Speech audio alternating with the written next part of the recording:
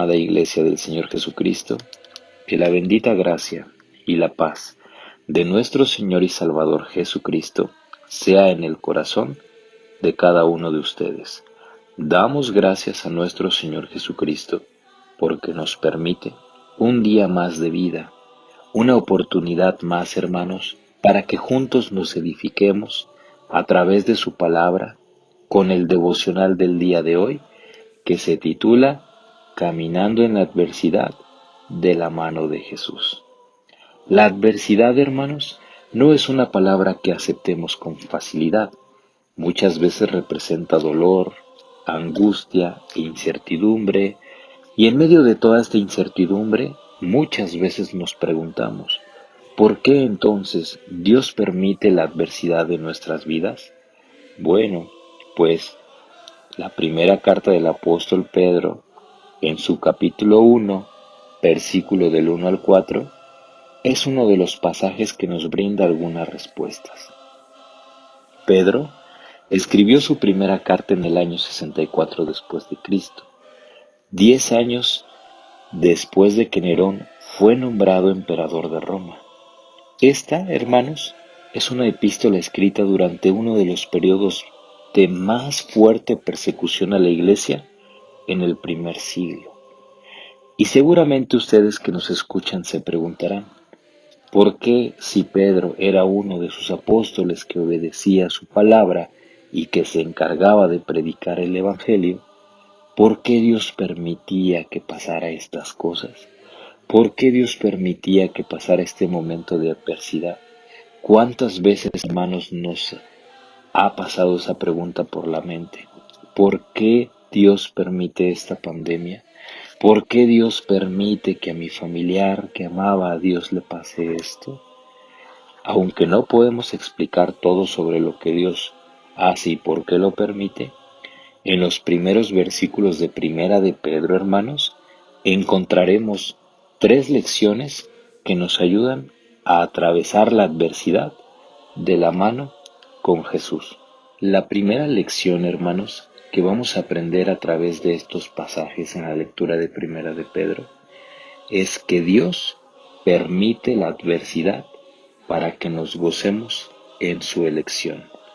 Dice la palabra de Dios en Primera de Pedro, capítulo 1, versículo 1 al 2.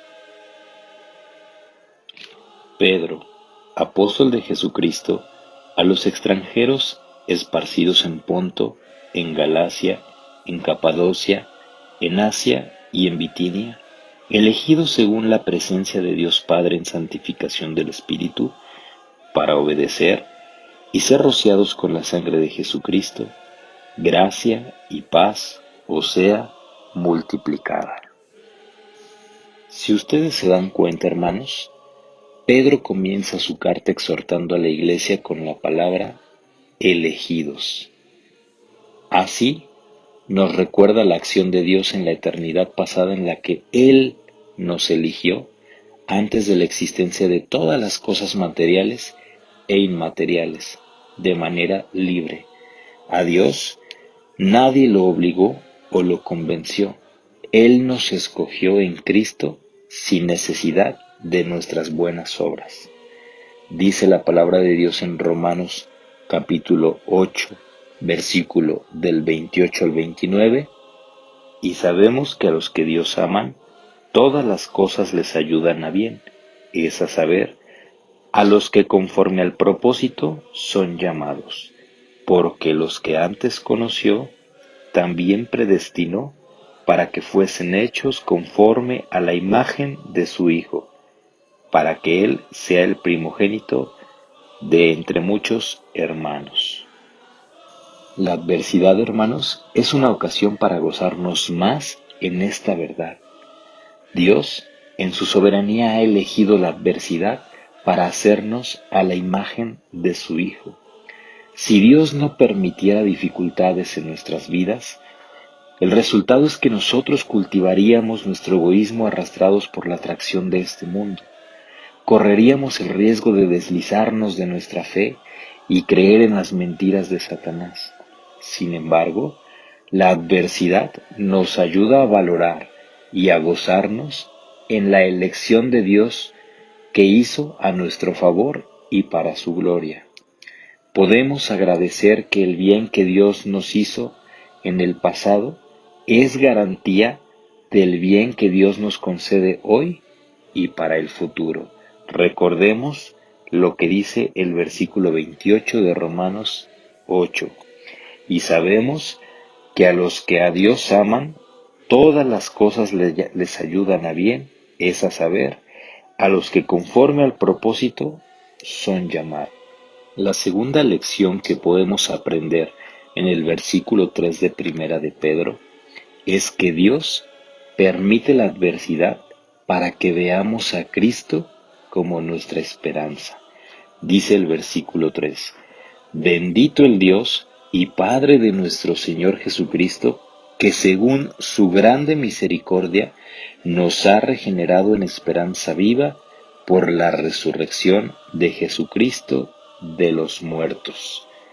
En medio de la adversidad, hermanos, la ansiedad muchas veces toma el lugar, el miedo extiende sus tentáculos, la duda invade, carcome la mente de muchos. Pero mientras el mundo tiembla de miedo por un virus, la Iglesia pone su confianza en Dios por su misericordia que nos hizo nacer de nuevo a una esperanza viva mediante la resurrección de Jesucristo. Y por esto, hermanos, necesitamos preguntarnos, ¿deberíamos agradecer a Dios por esta adversidad? Y nuestra respuesta debe de ser, claro, bendita adversidad, ya que gracias a esta adversidad nos arroja a conocer más a nuestro Salvador, nos lleva a orar más, hace que nosotros leamos más la Biblia con mayor necesidad y conduce a valorar más a la Iglesia. La adversidad, hermanos, existe para que nosotros aprendamos a vivir con esperanza, la cual no se trata de un estado de ánimo, sino de una persona, Jesucristo. A través de todas las dificultades que pasan en nuestra vida, conocemos más a nuestro fiel Salvador y Señor Jesucristo. Es por ello, hermanos, que debemos de recordar que la adversidad es parte de la vida del cristiano, pero también que nos espera una gloria que hará que toda dificultad valga la pena al final del camino.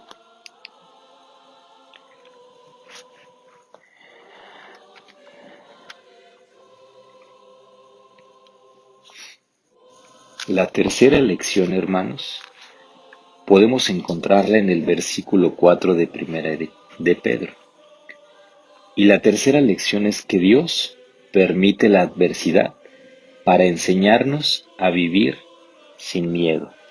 Dice el versículo 4, para una herencia incorruptible y que no puede contaminarse ni marchitarse, reservada en los cielos.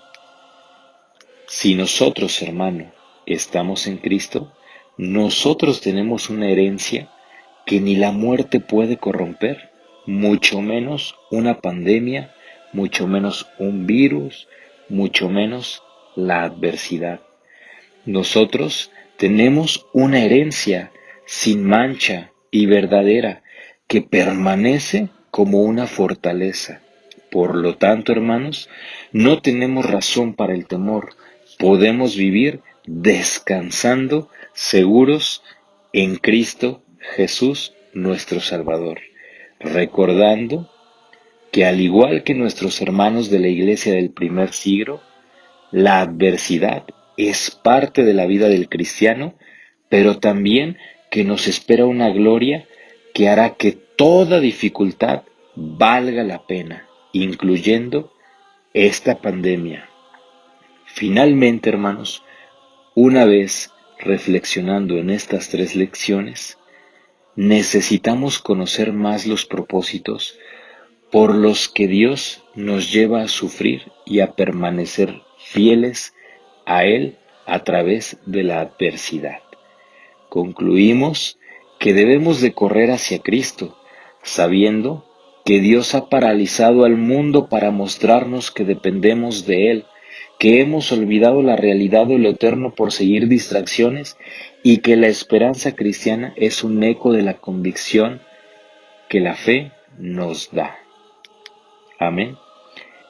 Recordemos, hermanos, que en la vida del cristiano muchas veces podemos tener adversidad, pero la alegría del cristiano es la alegría de la esperanza. ¿Por qué?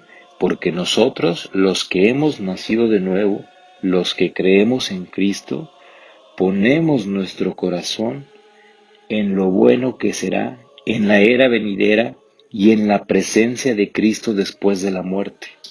Es por eso que nosotros como cristianos podemos animarnos, regocijarnos en la tribulación y no solo en la salud, la paz y la seguridad. La tribulación, hermanos, conduce las raíces de la alegría del creyente a la esperanza. Es por ello que entre más tribulación hay, más nosotros confiamos y nos tomamos de la mano de Cristo en medio de la adversidad. Esperando, hermanos, que este devocional haya sido de edificación y de grande bendición para cada uno de ustedes, que la bendita gracia y la paz de nuestro Señor y Salvador Jesucristo sea en el corazón de cada uno de ustedes. Dios les bendiga y les guarde en su santo y bendito amor.